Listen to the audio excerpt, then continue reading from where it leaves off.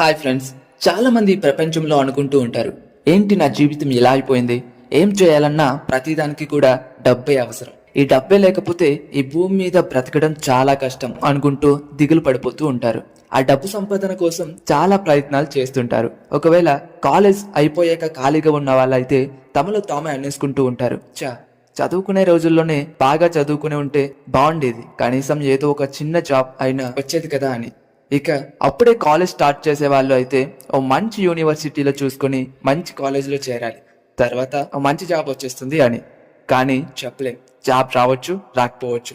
ఇంకా కొంతమంది business, real estate, stock market అని ఇన్వెస్ట్ చేయాలనుకుంటారు. కానీ అన్నిటికి కావాల్సింది డబ్బే. అయితే డబ్బు సంపాదించడం చాలా కష్టమేం కాదు, అలా అని అంత ఈజీ కూడా కాదు. అయితే ఒక మంచి జాబ్ కొట్టి ఎక్కువ డబ్బులు సంపాదించాలంటే మంచి క్వాలిఫికేషనే కావాలి కదా. పోనీ అలా కాదు, దేంట్లో అయినా ఇన్వెస్ట్ చేద్దామంటే దానికి కూడా ఎంతో కొంత డబ్బు కావాలి. బట్ ఇవేమీ లేకుండా కూడా ఒక మనిషి 100 కోట్లు సంపాదించగలడు. అలా అని మీకు ఎకనామిక్స్ లో ఉండే థీరీస్ ఏం ఎక్స్ప్లెయిన్ చేయను, ప్రాక్టికల్ గా చేసి చూపించే ఓ ముగ్గురు గురించి చెప్తా. అన్నట్టు మీరు నా ఛానల్ ని ఫస్ట్ టైం చూస్తున్నట్లయితే నా కంటెంట్ మీకు యూస్ఫుల్ అనిపిస్తే కొంచెం సబ్స్క్రైబ్ చేసి సపోర్టివ్ గా నిలబడండి, అది నాకు మరిన్ని వీడియోస్ చేయడానికి యూజ్ అవుతుంది. ఒకరు 10th క్లాస్ కూడా చదవకుండా 400 కోట్లు సంపాదిస్తే, ఒకరు ఐఐటి డిగ్రీని మధ్యలోనే వదిలేసి సుమారు 1300 కోట్లు సంపాదించారు. ఇక మూడు వ్యక్తి గురించి అయితే మరీ క్రేజీగా ఉంటుంది. 8th క్లాస్ కూడా పాస్ కానీ 19 ఇయర్స్ టీనేజ్ అబ్బాయి సైబర్ సెక్యూరిటీ ఫీల్డ్ లో కంపెనీని స్థాపించి ఏకంగా 1100 కోట్ల రూపాయలు సంపాదించాడు. అయితే మీరు ఇక్కడ అనుకోవచ్చు, మనకంటే వీళ్ళు డిఫరెంట్ గా ఏం చేస్తున్నారు అని. చదువు లేకపోయినా, ఎకనామికల్ గా బ్యాక్గ్రౌండ్ లేకపోయినా ఇన్ని కోట్ల రూపాయలు ఎలా సంపాదిస్తున్నారు? దీని వెనుక వీళ్ళు ఫాలో అయ్యే రూల్స్ ఏంటో నేను ఈ వీడియోలో చెప్పబోతున్నా. Story number 1. అస్సాం రాష్ట్రంలో ఉన్న డిబ్రూగర్ అనే ప్రాంతంలో ఒక మధ్య తరగతి కుటుంబం ఉంది. ఆ ఫ్యామిలీలో క్రిషన్ బగారియా అనే 15 ఏళ్ల కుర్రాడు 10th క్లాస్ చదువుతున్నాడు. సాధారణంగా మధ్యతరగతి కుటుంబంలో పుట్టిన వారికి చాలా రెస్పాన్సిబిలిటీస్ ఉంటాయి. తను చదువుకునే చదువు ఇంకా జాబ్ పైన ఆధారపడి ఉంటుంది. అయితే వాళ్ళ నాన్న కూడా కష్టపడి చదివించి ఎలా అయినా ఐఐటికి పంపించి ఓ మంచి లైఫ్ ని ఇవ్వాలనుకున్నాడు. అయితే దీనికోసం క్రిషన్ తల్లిదండ్రులు రాత్రి పగలు చాలా కష్టపడి పనిచేసేవారు. బట్ వాళ్ళకి తెలియని విషయం ఏంటంటే వాళ్ళ కొడుక్కి అసలు చదువు అంటేనే ఇష్టం లేదు. అది ఎంతలా అంటే స్కూల్ కి వెళ్ళడానికి కూడా ఇష్టం లేనంతగా ఉండేవాడు. మొదట్లో తల్లిదండ్రులు ప్రెజర్ కి ఫోర్స్ గా స్కూల్ కి వెళ్ళిన క్రిషన్ కొన్ని డేస్ గడిచాక క్రిషన్ మైండ్ లో గట్టిగా ఫిక్స్ అయ్యి అక్కడికి కొన్ని రోజుల తర్వాత స్కూల్ అనేది పూర్తిగా మానేశాడు. అయితే కొడుకు చదువు మానేయడంతో తల్లిదండ్రులు చాలా బాధపడ్డారు. కొన్ని రోజులు చూస్తూ చూస్తూ వాళ్ళలో వాళ్ళే అనేసుకున్నారు, ఇక మన బతుకులు మారు, ఈ చీకటి బతుకుల్లోనే మగ్గిపోవాల్సిందే అని. కానీ వాళ్ళకి తెలియని విషయం ఏంటంటే క్రిషన్ స్కూల్ మానేయడం వెనుక ఒక రీజన్ ఉంది. అదే క్రిషన్ కి చాలా ఇష్టమైన కంప్యూటర్స్. ఆ కంప్యూటర్స్ అంటే చిన్నప్పటి నుంచి తనకి చాలా ఇష్టం. అప్లికేషన్స్ అండ్ వెబ్సైట్స్ ఎలా పనిచేస్తాయి, ఇంకా అవి ఎలా డెవలప్ చేస్తారు అనే విషయాలు క్రిషన్ బగారియాని చాలా అట్రాక్ట్ చేశాయి. ఇక్కడ ఆ ఇంట్రెస్ట్ వల్లే క్రిషన్ కి చిన్నప్పటి నుంచి స్కూల్ కి దూరం చేసి కంప్యూటర్స్ కి దగ్గరయ్యేలా చేశాయి. వాళ్ళ ఇంట్లో ఒక పాత ల్యాప్టాప్ ని తీసుకుని యాప్ అండ్ వెబ్సైట్స్ ఎలా బిల్డ్ చేయాలో తెలుసుకున్నాడు. యాప్ ఇంకా వెబ్సైట్ డిజైన్ చేయాలంటే మనకి ముందుగా కోడింగ్ రావాలి. కానీ ఇక్కడ సమస్య ఏంటంటే స్కూల్ మానేసిన క్రిషన్ కి కోడింగ్ ఎవరు నేర్పుతారు కదా. అయితే ఇక్కడ టీచర్స్ మీద డిపెండ్ అవ్వకూడదు అనుకున్న క్రిషన్ యూట్యూబ్ చూసి కోడింగ్ ను స్లోగా నేర్చుకున్నాడు. అప్పుడు తన ఏజ్ గ్రూప్ పిల్లలంతా జేఈయు, నీట్ లాంటి వాటికి ప్రిపేర్ అవుతుంటే క్రిషన్ మాత్రం కోడింగ్ బాగా ప్రాక్టీస్ చేస్తూ కొత్త కొత్త యాప్స్ ఇంకా వెబ్సైట్ ని ఎలా బిల్డ్ చేయాలో నేర్చుకుంటున్నాడు. అయితే ఈ ప్రాసెస్ లోనే తను ఒక అప్లికేషన్ డిజైన్ చేశాడు, అదే text.com. అయితే ఈ యాప్ ఏంటి? ఈ అప్లికేషన్ ద్వారా క్రిషన్ బగారియా 400 కోట్లు ఎలా సంపాదించాడు? క్రిషన్ కనిపెట్టిన యాప్ డిజైన్ ఎలా పనిచేస్తుందో చూడండి. ప్రెసెంట్ మొబైల్ ఫోన్స్ లో చాలా అప్లికేషన్స్ ని యూజ్ చేస్తున్నాం. అంటే like WhatsApp, Facebook, Instagram, Telegram, Twitter, ఇలా చాలా వరకు అన్ని యాప్స్ లో కూడా మన ఫ్రెండ్, ఫ్యామిలీ, రిలేటివ్స్ అందరితో టెక్స్ట్ చేసి మాట్లాడుతుంటాం కదా. అయితే ఇక్కడ ప్రాబ్లం ఏంటంటే మనకి మెసేజ్ వచ్చిన ప్రతిసారి మనం డిఫరెంట్ అప్లికేషన్స్ ఓపెన్ చేసి వాళ్ళకి రెస్పాండ్ అయ్యి రిప్లై ఇచ్చి అక్కడ నుంచి వేరే యాప్స్ కి స్విచ్ అవ్వాల్సి ఉంటుంది. అయితే ఆ ప్రాబ్లం ని పట్టుకోగలిగాడు. ఇలా నోటీస్ చేసిన క్రిషన్ బగారియా ఆలోచించాడు, అన్ని అప్లికేషన్స్ ని ఒకే చోట యాక్సెస్ చేయగలిగితే యూజర్స్ కి యాప్స్ మధ్యలో నుంచి స్విచ్ అవ్వాల్సిన అవసరం ఉండదు, ఇంకా చాలా టైం కూడా సేవ్ అవుతుంది. సో ఈ ఆలోచన నుండే పుట్టుకొచ్చింది Texas.com. ఇక్కడ మనం అన్ని సోషల్ మీడియా మెసేజెస్ ని ఒకే చోట నుండి యాక్సెస్ చేయొచ్చు. అంతా బాగానే ఉంది, కానీ మొదట్లో ఈ యాప్ ని జనాల్లో ఎలా తీసుకెళ్లాలో తెలియదు. అయితే దీన్ని మొదట్లో ఫ్రెండ్స్ అండ్ ఫ్యామిలీ మెంబర్స్ కి షేర్ చేశారు. అలా ఆ యాప్ వైరల్ అయ్యి ఒక పాయింట్ ఆఫ్ టైమ్ లో ట్విట్టర్ లో బాగా ట్రెండ్ అయ్యింది. అయితే దాన్ని ప్రాపర్ గా టెస్ట్ చేసి ప్రాబ్లమ్స్ ని ఫిక్స్ చేసి ప్రొఫెషనల్ సాఫ్ట్వేర్స్ చేయాల్సిన అన్ని పనుల్ని కూడా తను ఒక్కడే చేశాడు. అంటే మీరే చూసుకోండి Krishan coding and app designing ని ఎంత బాగా నేర్చుకున్నాడు. అయితే క్రిషన్ కనిపెట్టిన అప్లికేషన్ సోషల్ మీడియాలో బాగా వైరల్ అయ్యి ఓ వ్యక్తి కంటపడింది. అతనే మ్యాట్ ములన్విక్. ఇతను ఎవరంటే ప్రపంచ వ్యాప్తంగా ఉన్న పెద్ద పెద్ద కంపెనీస్ కి వెబ్సైట్స్ ని డిజైన్ చేయడానికి wordpress.com అనే ఒక కంపెనీ ఉంది. ఈ కంపెనీ ఓనరే మ్యాట్ ములన్విక్. సో ఎక్కడో అస్సాంలో మారుమూల ప్రాంతంలో ఉంటూ 10th క్లాస్ కూడా చదవని క్రిషన్ బగారియా తయారు చేసిన యాప్ అప్లికేషన్ ఈ మ్యాట్ ములన్విక్ కి చాలా బాగా నచ్చింది. 2023లో $1 మిలియన్ కి కొనేశారు. అంటే దాదాపు 416 కోట్ల రూపాయలు. అయితే ఇక్కడ చూడండి, ఫార్మల్ ఎడ్యుకేషన్ లేకపోతే ఎందుకు పనికిరాడు అని అందరూ వదిలేసిన కుర్రాడు తన ప్యాషన్ మీద కంప్లీట్ గా ఫోకస్ చేసి ఈ రోజు ఇండియాలోనే యంగెస్ట్ బిలియనర్ గా మారిపోయాడు. ఇక story number 2. School and intermediate చదువుకున్న వారిలో చాలా మంది డ్రీమ్స్ ఐఐటీలో చదివి హై రేంజ్ జాబ్ తెచ్చుకోవాలని కదా, కానీ అది అంత ఈజీ కాదు. దానికి చాలా కష్టపడి చదవాల్సి ఉంటుంది. అయితే గుజరాత్ లో ఉన్న భావ్నగర్ అనే ఏరియాలో శశ్వత్ నకరాని అనే కుర్రాడు ఎంతో కష్టపడి చదివి ఫైనల్ గా ఐఐటి ఢిల్లీలో టెక్స్టైల్ టెక్నాలజీలో చదువుతున్నాడు. ఇంకో సంవత్సరం స్టడీ కంప్లీట్ అయ్యి మంచి జాబ్ వస్తుంది అనుకునే టైంలో 2018లో ఐఐటిలో తన చదువుని మధ్యలోనే వదిలేసి ఇంటికి వచ్చేసాడు.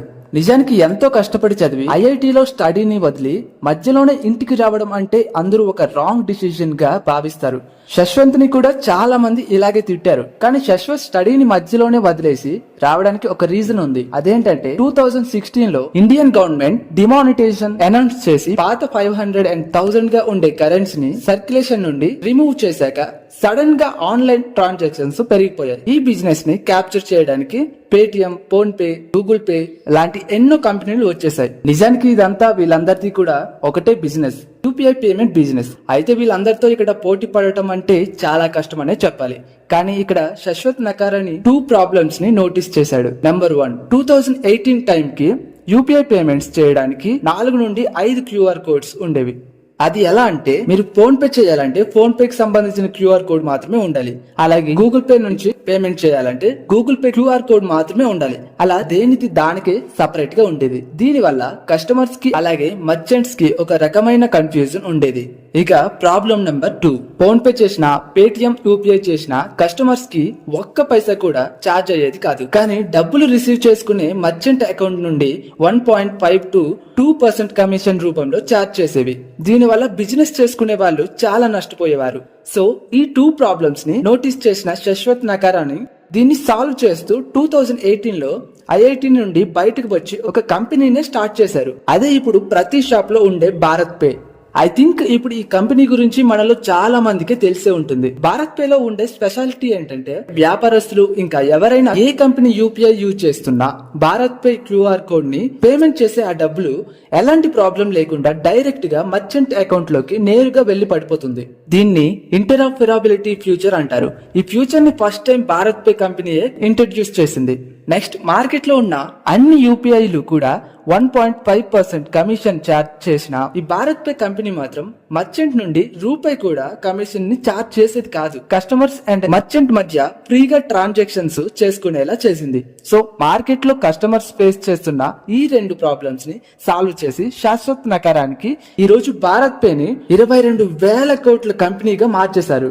అంతేకాదు, ఎలాంటి బ్యాక్గ్రౌండ్ లేకుండా అండ్ ఎక్స్పీరియన్స్ లేకుండా వచ్చిన ఈ వ్యక్తి పర్సనల్ గా 1300 కోట్ల రూపాయలు సంపాదించారు.